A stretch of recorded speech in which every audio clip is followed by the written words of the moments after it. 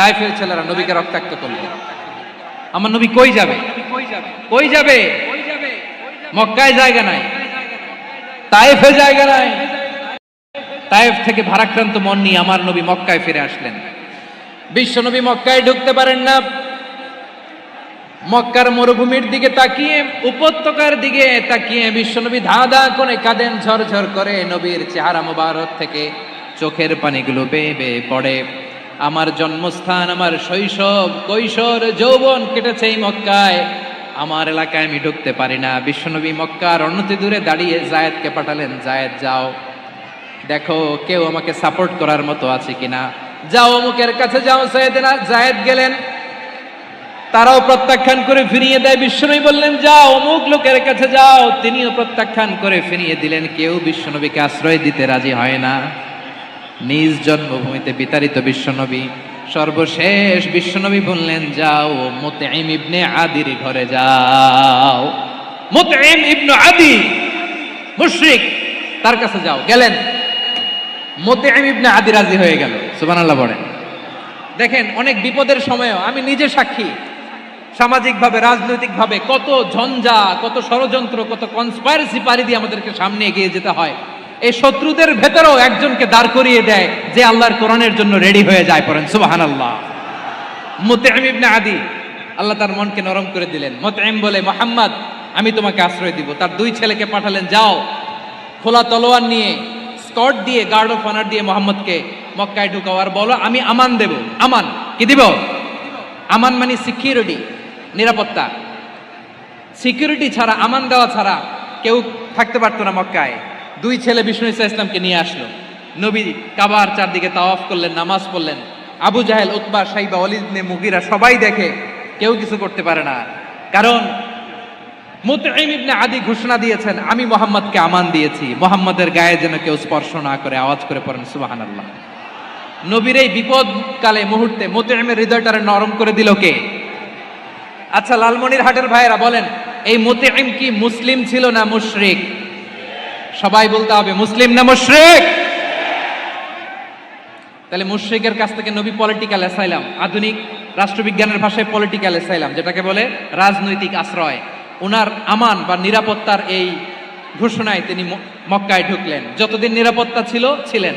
মুতঈম যখন মারা গেল, বিষ্ণু ইসলাম হিজরত করে মদিনায় চলে গেলেন। সুবহানাল্লাহ। কিন্তু মুতঈম যে বিশ্বনবীর উপকার করছে এটা বিশ্বনবী ভুলে নাই। আমাদের অনেকে আছে উপকার করার পরে আর খেয়াল থাকে না, খাওয়ার পরে গলা দিয়ে নামলে আর খেয়াল থাকে না। এরকম আছে না নাই? আমার নবী ভুলে নাই। বদরের প্রান্তরে 70 জন কাফেরকে যখন বন্দী করে বিশ্বনবীর সামনে হাঁটু গেড়ে দাঁড় করানো হলো, বসানো হলো। 70 জন কাফের। কয়জন? বিশ্বনবী তাদের দিকে তাকিয়ে বললেন, সহিহ বুখারীর বর্ণনা, লাউ কানাল মুতঈম ইবনে আদি হাইয়ান সুম্মা কাল্লামানি হাউলাইন নাতনা লা তারাকতুহুম লাহু। বদরের প্রান্তরে 70 জন বন্দী কাফিরের দিকে তাকিয়ে আমার নবী বললেন, আজকে মুতঈম ইবনে আদি যদি বেঁচে থাকতো আর তোমাদের 70 জনের ব্যাপারে যদি মুতঈম এক বাক্যে একটা সুপারিশ করত, তার সম্মানে আজকে তোদের সবাইকে আমি মাফ করে দিতাম। সুবহানাল্লাহ নাই? ওই যে চিল্লাচিল্লি যে কথা বোঝে নাই, কোন জিনিস মিস করছে ওরা নিজেরাও বোঝে নাই। বিশ্বনবী মুতঈমের এই সাহায্যের কথা বলে নাই। 70 জন মুশরিক হাঁটু গেড়ে বসা, নবী চাইলে এখনই এক্সিকিউশন অর্ডার দিতে পারে। তিনি বললেন আজকে যদি মুতঈম বেঁচে থাকতো আর মুতঈম যদি তোদের জন্য সুপারিশ করতে, এই আবর্জনাগুলোর ব্যাপারে সুপারিশ করতে, আমি মুহূর্তেই তোদেরকে এমনি মাফ করে দিতাম। এবার বলেন ইসলাম কি ন্যারো মাইন্ডেড না ব্রড মাইন্ডেড? শুধু তাই নয়, যাকে যে সম্মান দেয়ার আমার নবী দিতেন, হোক আস্তিক হোক নাস্তিক, হোক মুসলিম হোক অমুসলিম। বিষ্ণু ইসলাম যখন রোমান সম্রাটের কাছে চিঠি লিখেছেন, আমার প্রিয় লালমনির হাটের ভাইরা অল্প কয়েক মিনিট কয়েকটা জরুরি কথা বলবো, এদিকে তাকান, এদিকে তাকান। রোমান সম্রাটের কাছে বিশ্বনবী যখন চিঠি লিখলেন মিন মুহাম্মদ রাসূলিল্লাহ ইলা হিরাকলা আযীমির রোম। মুহাম্মদের পক্ষ থেকে হিরাক্লিয়াসের কাছে, যিনি হচ্ছেন আযীমির রোম। এটা নবী নিজ থেকে বানায় লিখছেন অতিরিক্ত সম্মান দিয়ে। কোন রাষ্ট্রপ্রধান যখন আসে তাদেরকে আমরা কি বলি জানেন? তার নামের শেষে HE এটা লিখতে হয়, H.E. মানে হিজ এক্সেলেন্সি। কি লেখে? His Excellency. বিশ্বনবী সাল্লাল্লাহু আলাইহি ওয়াসাল্লাম সব নবীদেরও নবী। তিনি একজন মুশরিক খ্রিস্টান সম্রাট, রোমান সম্রাটের কাছে চিঠি লিখতে যায়, লিখতেছে ইলা হিরাকলা আযীমির রোম, হিরাক্লিয়াসের কাছে আমার চিঠি, যিনি রোমের আযীম, হিজ হাইনেস, মানে রোমের অনেক সম্মানিত এক বাহাদুর। আওয়াজ করে বলেন সুবহানাল্লাহ। তার মানে যাকে যে সম্মান দেয়ার এটা বিশ্বনবী দিতেন। এমনকি যেই ইহুদিরা ভালো ছিল এই ইহুদিদেরও প্রশংসা করেছেন বিশ্বনবী মুহাম্মদুর রাসূলুল্লাহ সাল্লাল্লাহু আলাইহি ওয়াসাল্লাম। এক ইহুদির প্রশংসা করেছেন বিশ্বনবী। ইহুদির কার? কার? আমি তো আমার ভাইয়ের প্রশংসা করি না, আমি তো এক আলেম আরেক আলেমরে স্পেস দেই না, আমি তো এক দায়ী আরেক দায়ীর সাথে বসতে চাই না। আমার নবী ইহুদির প্রশংসা করে। কার প্রশংসা? ওই ইহুদির নাম ছিল মুখাইরিক। সিরাত গ্রন্থ ঘাটলে পাবেন। তিনি বলেছেন মুখাইরিক খাইরু ইয়াহুদ, Mukhayriq is the best of the Jews. জুইশদের মধ্যে সে সবচেয়ে ভালো। কেন প্রশংসা করলেন তার? এর কারণ মদিনা চার্টারে কথা ছিল সব ধর্মের মুসলিম মুশরিক ইহুদিরা মিলে মদিনাকে রক্ষা করবে। কিন্তু তৃতীয় হিজরিতে যখন উহুদের যুদ্ধ শুরু হলো, সবার কথা ছিল যেই আক্রমণ করে আমরা মদিনাকে বাঁচাবো। কোন শহরকে বাঁচাবো? মদিনাকে। কিন্তু কুরাইশরা যখন অ্যাটাক করলো, ইহুদিরা আর আসে না, ইহুদিরা আর বেরোয় না। বিষ্ণু বললেন, ওহে ইহুদিরা, তোমরা না চুক্তি করলে আমার সাথে যে মদিনা বাঁচাতে সবাই ঝাঁপিয়ে পড়বো, আসো। একটা ইহুদিও বেরোয় না, কেউ আসে নাই সেদিন, একজন ছাড়া। তার নাম মুখাইরেক। তার নাম কি? মুখাইরেক বাহাদুরের মতো ঘোড়সাওয়ার হয়ে বেরিয়ে গেলেন এবং বললেন, গোটা ইহুদি সাম্রাজ্যের একজনও যদি না আসে, আমি মুখাইরেককে কেউ ঘরে আটকে রাখতে পারবে না। বেরিয়ে আসলেন, এসে বললেন, আমি মুহাম্মদের পক্ষে যুদ্ধ করব। আমি মারা গেলে আমার সম্পদ আমার উত্তরাধিকারীরা পাবে না, আমার সম্পদ তোমরা মুহাম্মদকে দিয়ে দিবা। সুবহানাল্লাহ বলেন। উহুদের ময়দানে 70 জন মুসলমান শহীদ হলো। এই ইহুদি সেও মুসলমানের পক্ষে যুদ্ধ করে নিহত হলো। সুবহানাল্লাহ বলেন। মুসলিমদের লাশ যখন নিয়ে আসা হলো, এই মুখাইরিকের লাশও নিয়ে আসা হলো।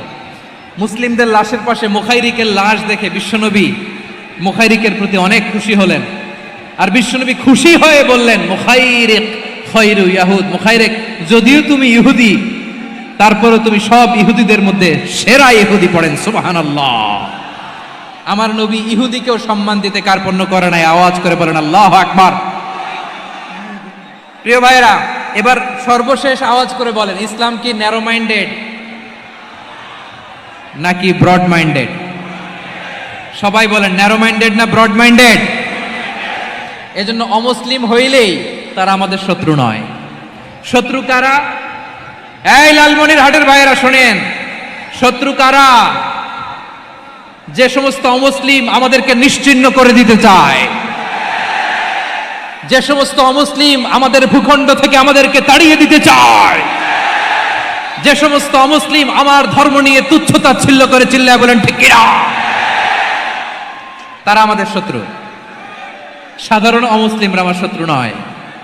এই যে হিন্দুরা থাকে, এরা আমার ভাই, বৌদ্ধরা আমার ভাই, খ্রিস্টানরা আমার ভাই, ইহুদিরা আমার ভাই।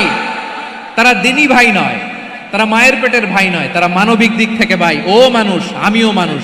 ইসলাম মানুষকে সম্মান করে, চিল্লায়া বলো ঠিক কিনা। যারা আমাদের অস্তিত্বকে নিশ্চিহ্ন করতে চায়, যারা আমাদের ভূখণ্ডকে দখল করতে চায়, যারা আমাদেরকে নিয়ে মকারি করে, ফান করে, টিটকারি করে, আমার ধর্ম নিয়ে খেলা করে, তাচ্ছিল্য করে, ওদের বিরুদ্ধে আমাদের জিহাদ। সাধারণ মুসলিম আমাদের শত্রু নয়। আপনি জানেন নিউ ইয়র্কে, আমি তো নিউ ইয়র্কে ছিলাম অনেকদিন, ওখানে ফিলিস্তিনিদের পক্ষে যখন আমরা মিছিল করেছি, অনেক ইহুদি আমাদের সাথে মিছিলে দাঁড়িয়েছে। কারণ ওরাও জানে এই ভূখণ্ড ফিলিস্তিনিদের ভূখণ্ড। আওয়াজ করে বলো লালমনিরহাট ঠিক কিনা।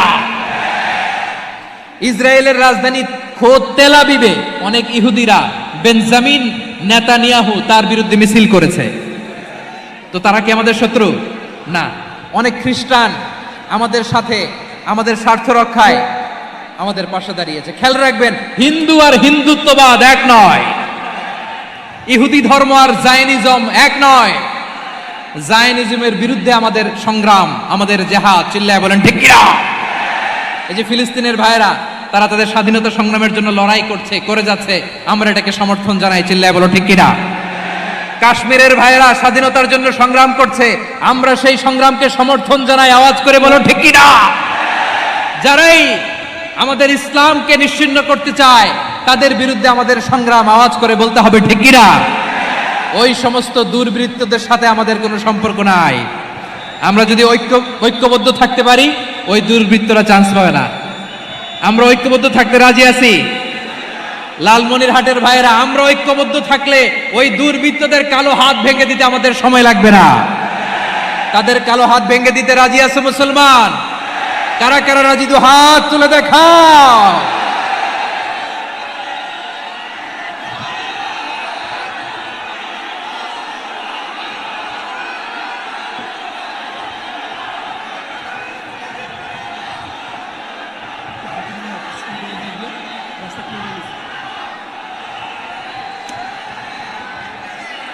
আমার প্রাণ প্রিয় লালমনিরহাটের ভাইয়েরা, শত্রু কাফের আর অশত্রু কাফেরের মধ্যে পার্থক্য আছে না নাই? আবু তালেবও মুশরিক, আবু জাহেলও মুশরিক, কিন্তু দুই মুশরিকে পার্থক্য আছে না নাই? আবু তালেব নবীর চাচা, মুশরিক, মারা গিয়েছে মুশরিক অবস্থায়, কিন্তু আজীবন আমার নবীকে আগলে রেখেছে, আমার নবীকে সাপোর্ট করেছে, ভালোবেসেছে। আবু জাহেলও মুশরিক, মারা গিয়েছে মুশরিক হিসেবে, আজীবন আমার নবীর বিরুদ্ধাচরণ করেছে। আবু জাহেলের শক্তি, সামর্থ্য, স্ট্র্যাটেজি, প্ল্যান সব আমার নবীর বিরুদ্ধে ছিল। এই আবু জাহেলের কারণে একটা দিন শান্তিতে আমার নবী মক্কায় ঘুমাতে পারে নাই, চিল্লায় বলেন ঠিক কিনা? এজন্য রব্বুল আলামিন বলেন, লা ইয়ানহাকুমুল্লাহু আনিল্লাযীনা লাম ইউকাতিলুকুম ফিদ-দীন ওয়া লাম ইখরিজুকুম মিন দিয়ারিকুম আন তাবাররুহুম ওয়া তুকসিতু ইলাইহিম ইন্নাল্লাহা ইউহিব্বুল মুকসিতিন।